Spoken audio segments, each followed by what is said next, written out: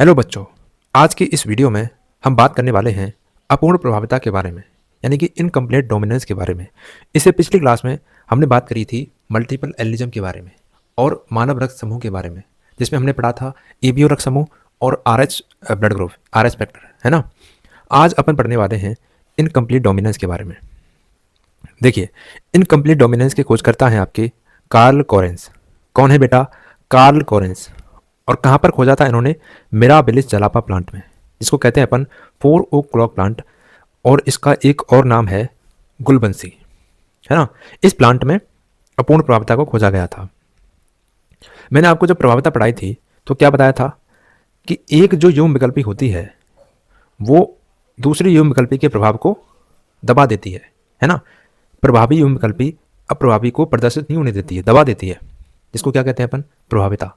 लेकिन यहाँ पर क्या होता है कि ये जो प्रभावी युग्म विकल्पी है ये इसके प्रभाव को नहीं दबा पाती है, यानी कि ये अफेक्ट तो करती है इसको, लेकिन पूरी तरीके से दबा नहीं पाती है। तो होता क्या है, इन दोनों का एक मध्यवर्ती लक्षण प्रकट होता है ना। एक इंटरमीडिएट इनहेरिटेंस प्राप्त होती है, ठीक है। यही मैंने यहाँ पर लिखा है कि इस अन्योन्य क्रिया में प्रभावी युग्म विकल्पी अपना संपूर्ण प्रभाव दिखाने में असक्षम होता है ना। अतः प्रभावी युग्म विकल्पी अप्रभावी युग्म विकल्पी के साथ मिश्रित होकर F1 पीढ़ी में एक नया लक्षण उत्पन्न करते हैं। क्या करते हैं बेटा? एक नया लक्षण बना लेंगे, ठीक है। जैसे कि मिराबिलिस जलापा में पुष्प का रंग क्या होता है? मिराबिलिस जलापा में पुष्प का रंग। इसके अलावा एंटेराइनोमेजस यानी कि डॉग फ्लावर या स्नैपड्रैगन में पुष्प का रंग।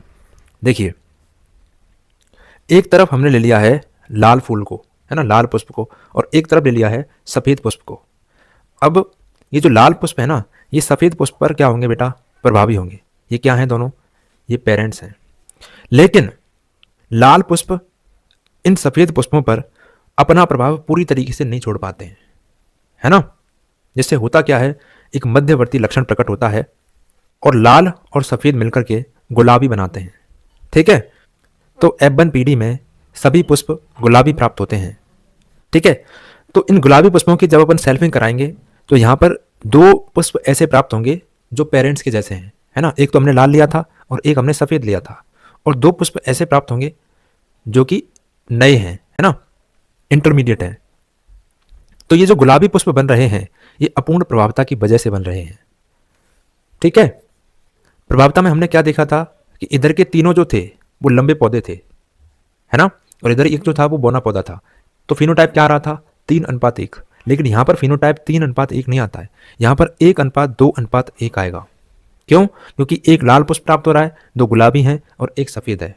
इसी तरीके से जीनोटाइप भी अलग आता है। जैसे यहाँ पर जो है RR है और 2 फिर R स्मॉल r वाले आएंगे और एक स्मॉल r वाला। तो फिनोटाइप और जीनोटाइप 1:2:1 वाले आएंगे। इसका मतलब क्या हुआ? इसका मतलब हुआ कि फिनोटाइप जीनोटाइप समान हैं और ये मेंडल के नियम को फॉलो नहीं करते हैं। क्योंकि मेंडल का नियम क्या कहता है कि फिनोटाइप जो है वो मोनोहाइब्रिड क्रॉस के लिए 3:1 होना चाहिए, जो यहाँ पर नहीं है, ठीक है। तो इसलिए क्या हो गया? मेंडल के नियम का अपवाद हो गया। इसके अलावा एक और एग्जाम्पल है एंडुलेसियन, ANDALUSIAN। एंडुलेसियन मुर्गे व मुर्गियों में त्वचा का रंग, ठीक है। अब जैसे मान के चलिए एक तरफ काला ले लिया, एक तरफ सफ़ेद ले लिया। ये काला इस सफ़ेद पर प्रभावी है लेकिन पूरी तरीके से इसको प्रभावित नहीं कर पाएगा। तो यहाँ से युग्मक बनेंगे B एंड B, इधर की तरफ B बन जाएगा, यहाँ पर B बन जाएगा। इस तरीके से ये युग्मक बन जाएंगे। फिर इनका फर्टिलाइजेशन होगा, फर्टिलाइजेशन होगा तो क्या बनेगी संतान? ये। और इन सभी संतानों की त्वचा का रंग कैसा होगा? सलेटी नीला कलर होगा, ठीक है। और ये सलेटी नीला क्यों प्राप्त हुआ है? अपूर्ण प्रभाविता की वजह से। अगर पूर्ण प्रभाविता होती तो फिर F1 पीढ़ी में सभी काले प्राप्त होते, ठीक है, इसके जैसे। अब इसकी सेल्फिंग कराते हैं, मान के चलिए इसकी सेल्फिंग कराई जाए तो फिर क्या होगा? यहाँ पर एक ये और एक ये दोनों जनकों के समान प्राप्त होंगे, है ना, जो जनक लिए थे हमने। और ये जो है ये नए लक्षण प्राप्त हो रहे हैं नीले। तो फिनोटाइप वही रहेगा 1:2:1, और जीनोटाइप भी यही रहेगा, ठीक है। तो ये भी मेंडल के नियम को फॉलो नहीं करता है। यहाँ पर मैंने नोट लिखा है कि अपूर्ण प्रभाविता को मध्यवर्ती वंशागति यानी कि इंटरमीडिएट इनहेरिटेंस कहते हैं। क्या कहते हैं? Intermediate inheritance. तो यहीं पर आपकी अपूर्ण प्रभाविता कंप्लीट हो जाती है। ठीक है, कुछ नहीं है। यहाँ पर जो प्रभावी यौन विकल्पी होती है वो अपना संपूर्ण प्रभाव दिखाने में असक्षम होती है। ठीक है, तो इससे क्या होता है, F1 पीढ़ी में एक नया लक्षण उत्पन्न होता है जो कि दोनों पेरेंट्स से अलग होता है। समझ में आ गई बात। नेक्स्ट क्लास में अपन पढ़ेंगे सह प्रभाविता के बारे में, को डोमिनेंस के बारे में।